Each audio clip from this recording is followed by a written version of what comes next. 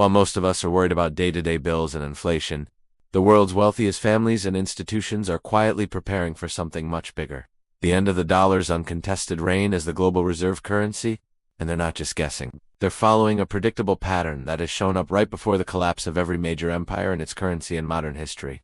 This isn't wild speculation. It's pattern recognition. In this video, we'll pull back the curtain on the historical cycle that no one talks about, expose the moves the smart money is making behind the scenes, and show you the strategies they are using not just to protect their wealth, but to profit from a financial reset that will catch most people completely by surprise. Think about this.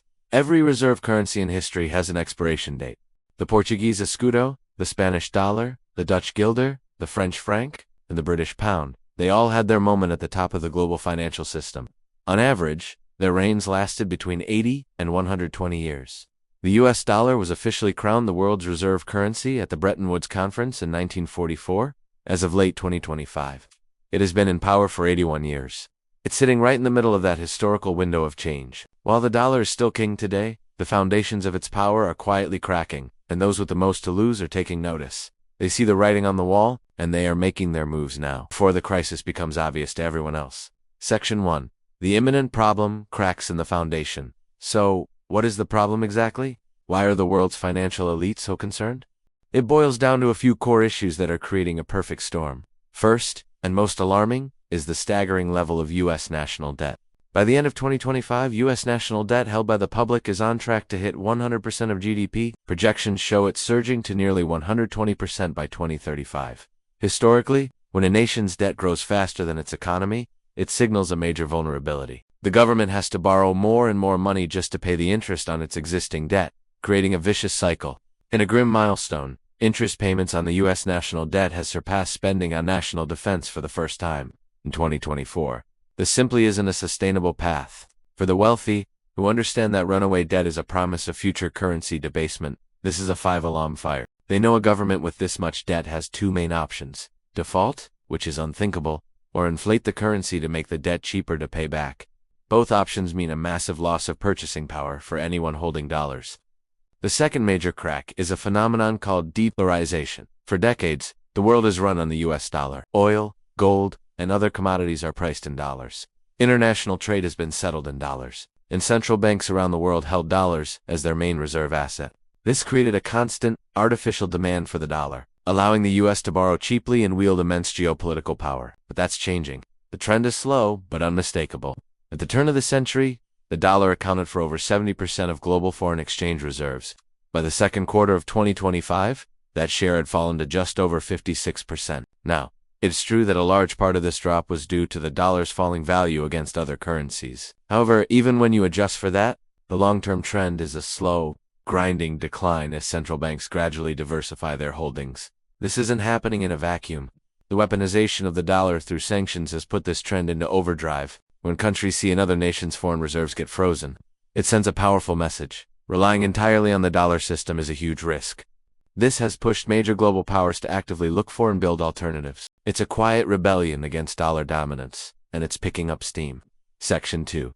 The secret actions of the elite following the smart money. So, if the problem is a mountain of debt and a slow bleed away from the dollar, what are the rich and powerful doing? This isn't about panic. It's about smart, calculated repositioning. They are quietly moving their wealth out of assets that are easy to create, like digital dollars, and into assets that are finite and have a proven history of preserving wealth. The most obvious move is into gold. Central banks, the largest and most conservative financial players in the world, have been on an unprecedented gold buying spree. They have access to the best economic intelligence out there, and their actions speak louder than words.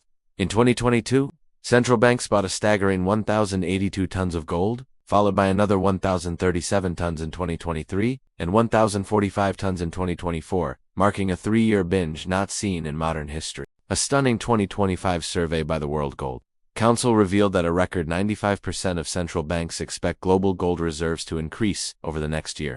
They point to gold's performance in crises, its role as a store of value, and its power as a diversifier as key reasons. They see the same risks we do: geopolitical instability and the slow decline of the dollar, and they are getting ready. When the biggest banks in the world are all making the same move, it's a signal the average person can't afford to ignore.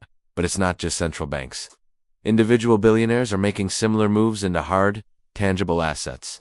Take the quiet acquisition of farmland. Bill Gates has become the largest private owner of farmland in the United States, gathering a portfolio of around 242,000 acres. Why farmland? Because it's a productive real asset that is immune to currency games. People will always need to eat, no matter what happens to the dollar. Farmland provides a real commodity and serves as a powerful hedge against inflation. Just like gold, you can't print more of it. It's a real asset in a world drowning in paper promises. Finally, look at global trade. Nations are building financial highways that bypass the dollar completely. A perfect example is the relationship between Russia and China. As of late 2025, reports indicate that over 99% of their bilateral trade is now conducted in their own national currencies, the ruble and the yuan. This is a direct response to sanctions and a strategic pivot to create a parallel financial system where the dollar is no longer required. While figures have varied, with earlier reports citing over 90%, the trend is undeniable. Two of the world's largest economies are deliberately and successfully decoupling their trade from the dollar system. This is de-dollarization in action, moving from a buzzword to a reality. The smart money isn't just buying assets outside the dollar system, they are building the system itself. Section 3. The historical precedent. The unmistakable 100-year cycle. None of this is new. History is filled with the ghosts of once dominant reserve currencies. The cycle is surprisingly predictable, and recognizing the pattern is everything. Every global power, at its peak, believes its dominance is forever. And every single time, they've been proven wrong. Let's look at the most recent example, the British pound sterling. For over a century, the pound was the king of global finance. The British Empire was the largest in history, and its currency fueled world trade. At its peak, the pound made up a huge portion of global reserves. Much like the US today, Britain enjoyed the exorbitant privilege that came with having the world's reserve currency. It could easily finance its trade deficits and project power across the globe. So what happened? The same story we see playing out today: debt and the erosion of economic power. The crushing costs of fighting 2 world wars left Britain a debtor nation. A shocking reversal from its long-held status as the world's creditor. By 1945, the country had sold off most of its foreign investments and was financially dependent on American aid. The United States, on the other hand, emerged from the war with its industrial base roaring, producing over half of the world's manufactured goods and holding 2/3 of the world's gold. The transition wasn't a single event. It was a slow, grinding process. In the 1950s, the pound still accounted for over half of global reserves, but the writing was on the wall. The final nail in the coffin came at the 1944 Bretton Woods Conference, where 44 allied nations agreed to a new monetary system built not around the pound, but around the US dollar, which was itself pegged to gold. The era of the pound was over. The era of the dollar had begun. Before the pound, it was the Dutch guilder in the 17th century. Before that, the Spanish silver dollar dominated for centuries. Each currency rose with the economic and military might of its empire, and each one fell as that power faded, usually under the crushing weight of debt and overreach. The average lifespan for these currencies has been about 100 years. The US dollar, at 81 years old, is well into its senior years, by historical standards. The patterns are rhyming. The debt is piling up. New contenders are emerging. Section 4. The why now. Accelerants of the decline. If this is a slow-moving cycle, why the sudden urgency from the financial elite? Because several factors are converging right now that could speed up this whole process. The first accelerant is the sheer unsustainability of America's financial path. The debt isn't just large, it's growing at an exponential rate, with each new trillion arriving faster than the last. As the debt grows, so do the interest payments, which forces even more borrowing. This is the classic debt spiral. Global investors and central banks, who hold trillions in US bonds, are watching this with serious concern. The second accelerant is the rise of a multipolar world. For the last 30 years, the world was largely unipolar, with the US as the lone superpower. That era is over. The rise of China, the realignment of nations like Russia, and the growing influence of blocs like BRICS are creating a world with multiple centers of power. These nations are more and more motivated to build trade systems that don't depend on the US and its currency. They aren't just diversifying their savings. They're actively building the plumbing for a post-dollar world. However, let's be clear. This is not an overnight collapse. The dollar's dominance is still formidable. It is on one side of nearly 90% of all global foreign exchange transactions, and a huge portion of global trade is still invoiced in dollars. The simple truth is, there is no single currency that can immediately step in and take the dollar's place. The US financial markets are the deepest and most liquid in the world, and there is still a tremendous amount of trust in its institutions.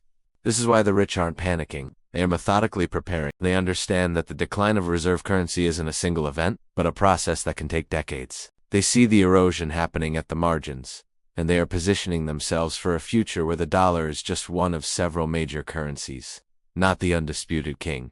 The change happens gradually, and then all at once. The smart money is getting ready before the all-at-once part arrives. If you are getting value from this analysis and want to continue learning how to navigate these major economic shifts, make sure you subscribe to the channel and click the notification bell. Section 5. The solution: how to prepare like the wealthy. So how can you apply the same strategies the world's elite are using to protect yourself? The core principle is simple: diversify out of a single point of failure. If your entire financial life is priced in US dollars, your salary, your savings, your retirement accounts are completely exposed to the decline of its value. The goal is to build a portfolio that is resilient, no matter what happens to any single currency. The first and most timeless strategy is owning hard assets. This is exactly what central banks and billionaires are doing. Gold has been a store of value for 5,000 years, through the rise and fall of every empire and every currency. It has no counterparty risk, which means its value doesn't depend on a government's promise to pay. It's universally seen as money and acts as the ultimate insurance against monetary chaos. Allocating a portion of your savings to physical gold isn't about getting rich. It's about ensuring the wealth you already have. Another hard asset is productive land, particularly farmland, as we saw with investors like Bill Gates. While buying a 1,000-acre farm might not be realistic, you can apply the principle through other means. Investing in real estate, investment trusts, or REITs that own tangible properties like agricultural land, apartment buildings, or warehouses can give you exposure to real assets that generate income and hold their value against inflation. The key is owning things that have real, intrinsic value. The second strategy is to globalize your portfolio. If the dollar's share of the global economy is shrinking, it only makes sense to own assets in regions that are growing. This means diversifying into international stocks and bonds. While the US stock market has been a great performer for the last decade, history shows that leadership rotates. Holding a portion of your investments in European or emerging market companies gives you a stake in the success of other regions and protects you against a long period of US underperformance. This isn't about betting against America. It's about acknowledging that a smart portfolio shouldn't be all in on a single country. Finally, the most powerful investment you can make is in yourself. In a world of financial uncertainty, your skills are your most valuable asset. The ability to provide a service or create a product is a source of income that is far more secure than any paper currency. Whether it's learning a trade, mastering a high-demand digital skill, or starting a small business, developing your own human capital makes you resilient. Unlike money in the bank, your skills can't be inflated away by a central bank. They are your ultimate form of financial sovereignty. Conclusion: the cycle is clear. No currency lasts forever. The US dollar, after 81 years at the top, is facing the same challenges that brought down every reserve currency before it: unsustainable debt, eroding economic dominance, and the rise of new global powers. The world's wealthiest individuals and most powerful financial institutions are not waiting for the end to arrive. They are quietly and deliberately taking action. They are converting digital promises back into hard assets, diversifying their wealth across the globe, and positioning themselves to weather the financial reset that is coming. This isn't a call for panic, but a call for preparation. The decline of the dollar will likely be a slow, multi-decade process, not a sudden crash. But the direction of travel is clear. By understanding the historical patterns and using the same timeless strategies as the smart money, you can protect your wealth and even thrive during the greatest financial transition of our lifetime. The game is changing. In the upcoming videos, we will look into other assets that could protect your wealth during these rough times. It's time to learn the new rules.